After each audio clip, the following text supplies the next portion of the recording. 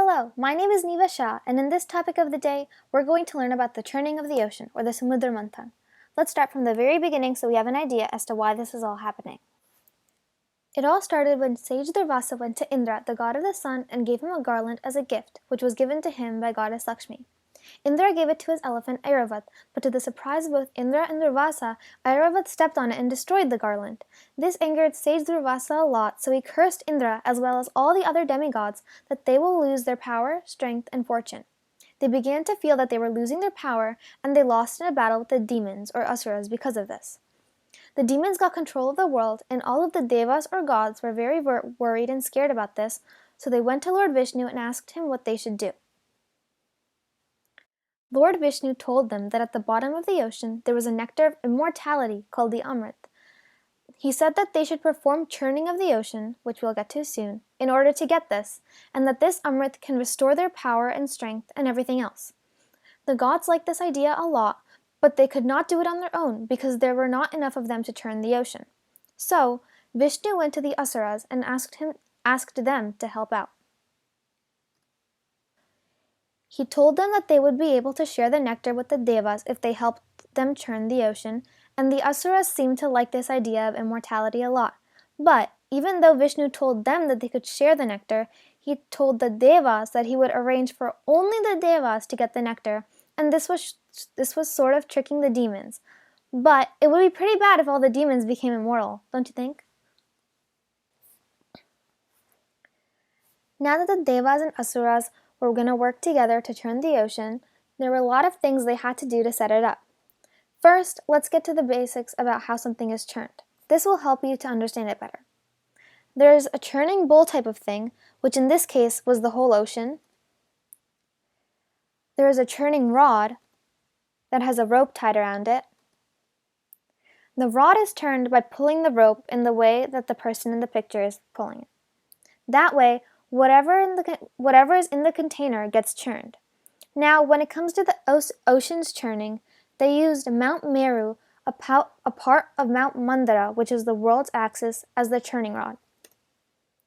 Because the mountain is really big, they used the snake Vasuki as the churning rope. Vasuki is the Nagaraja, or the king of serpents. He is the snake that rests on Shiva's head, and he is said to have 1,000 heads. However, Vishnu knew that Vasuki can and will at some point spit dangerous poison out of his mouth, so he told the devas to pull the rope on the tail side of the snake, so the poison will not hurt them. And there wasn't much of a problem telling the asuras to be on the head side, because the asuras thought that the head of the animals are always the purer side, so they didn't really argue with Vishnu about this. And because mountains have the ability to sink to the bottom, Vishnu took his kurma form, which is the turtle, and propped up the entire mountain while the devas were churning the ocean. So now that you know how the churning is going to work, you can see from the scope of the task that it was obviously very long and tiring. In some variations of the story, it is said to have even taken 1,000 years of churning and churning and churning. When they were churning, a lot of things came out of the ocean before the actual Amrit did, because remember, the Amrit is at the very bottom of the ocean, which is why they even had to churn in the first place. Let's talk about some of the stuff that came out of the ocean before the Amrit did. Okay, there was a lot of stuff that came out of the ocean, but you're going to need to know this fact. Everything that comes out of the ocean must be taken or consumed. And this is one of the most important parts of the story, so make sure you keep this in mind.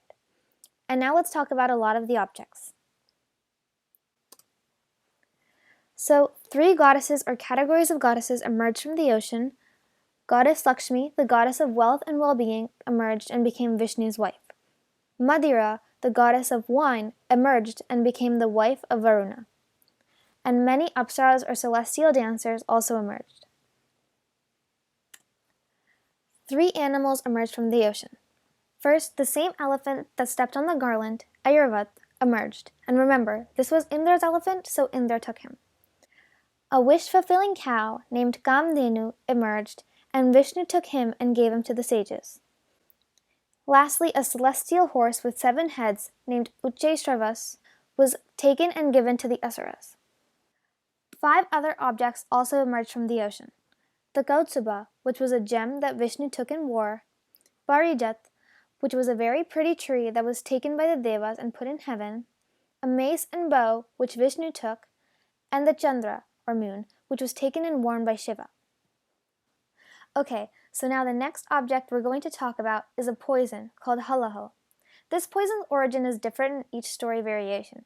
It is said to have come out of either Vishnu's mouth or out of the ocean as one of the objects. Nonetheless, this was a very dangerous poison. As soon as it touched the ocean, it caused everything in the universe to start dying. Everyone got so worried and scared, and they asked Lord Shiva to come help. Lord Shiva took all of the poison and drank it. This was the reason Shiva's neck is blue. When he was drinking the poison, Parvati held his neck, stopping the poison right then and there and preventing it from going any further down. And since his neck is blue, he is also sometimes called Neelkant. Neel means blue and Kant means neck. He drank the poison and saved everyone in the three worlds. Now finally, after the poison problem was solved, the Amrit emerged. But in some variations, two other objects also came out before the Amrit, which are the Kalpa Vriksha, a wish-fulfilling tree, and Panchajanya, Vishnu's conch. Okay, now back to the Amrit. So Dhanvantari, who was kind of the doctor of the gods, emerged and gave the Amrit. The Asuras got the Amrit first, but Vishnu and we obviously know that the Asuras can't have the Amrit. So Vishnu dressed up as a woman, Mohini, to distract the Asuras while he took and distributed the Amrit to all of the Devas instead. However, while he was distributing, an Asura pretended to be a Deva, and he ended up getting some of the Amrit. Vishnu immediately cut off his head, but since he was already immortal because he already drank the Amrit, he became two parts, Rahu, the head, and Ketu, the body, as you can see in the photo. Rahu and Ketu are considered to be celestial bodies, and they are said to play a role in causing solar and lunar eclipses. But by the time all of the other Asuras realized what was going on and that they were missing out on getting the Amrit was already taken by the rest of the Devas, and the Devas got their power restored and they were all better again. The Asuras were very angry about this because they were promised immortality, but now they can't have it. But when the Devas and Asuras battled again, the Devas won, regaining their control and restoring the peace within the world. Alright, before we wrap it up, we need a takeaway or moral of this story. Many parts of this story have a deep symbolic meaning, which you can apply in your own life too.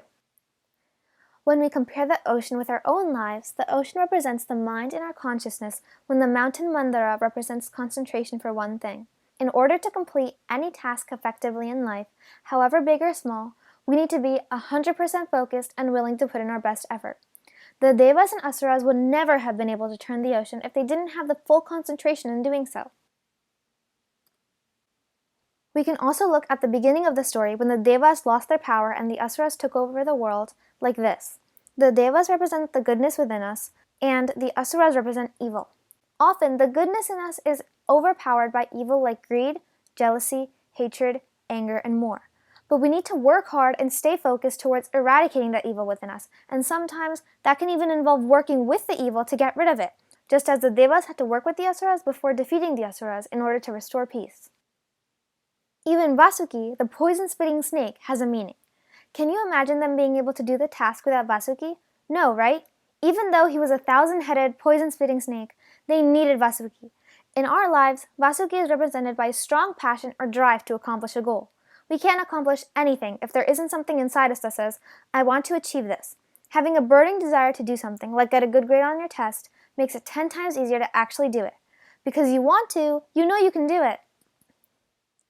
Remember the poison that Lord Shiva had to consume to save all the creation of the world? In our lives, the poison can represent any negative thoughts or energy that says we cannot do a certain task.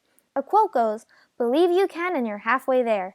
If we think we can do something and we strive to do it, there is no stopping us. Lord Shiva had to swallow all the poison in order to save the world, and we need to swallow and forget all of the negative thoughts that we might have that can stop us from accomplishing the things that we want to do. So, on top of learning such an amazing story of Samudra Manthana, we learned some valuable life lessons that you can start applying even today to get where you want to in life. I had so much fun making this video, and I hope you had just as much fun or even more fun watching it. Don't forget to check out the other great Topic of the Day videos made by the other student leaders at Balvihar. Thank you!